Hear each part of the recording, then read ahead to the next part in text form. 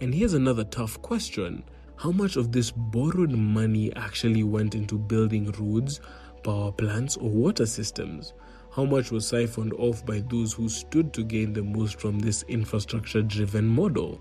The answer reveals a troubling pattern of who really benefits. The first beneficiaries are government contractors, both local and international, who secure lucrative contracts for these projects.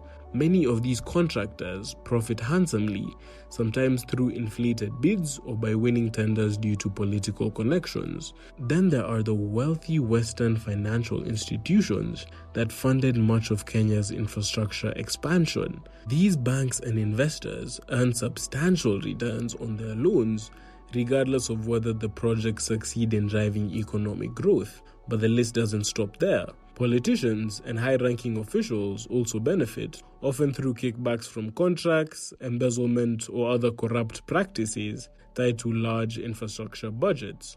In some cases, they even hold indirect stakes in companies awarded major projects. Global corporations supplying materials and technology for construction also profit, as do consulting firms that collect hefty fees for feasibility studies and financial modeling, regardless of the long-term viability of the projects. Finally, elite investors and lobbyists, often with ties to the political class, cash in through land speculation and increased property values near new infrastructure projects. These benefits rarely trickle down to the average Kenyan. While this select group of beneficiaries enjoys massive financial gains, the average Kenyan has been left to bear the burden. As we saw in our video on our African leaders failing to create opportunities at home, also linked in the description below, these growth measures have not led to widespread growth.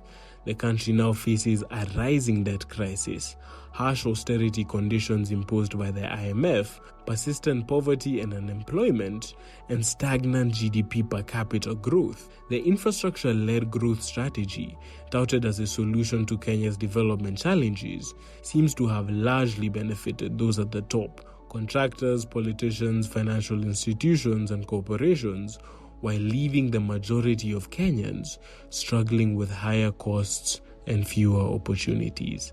Hey, if you like that video, click somewhere to the right of your screen to watch the full unfiltered version. All the best and thank you.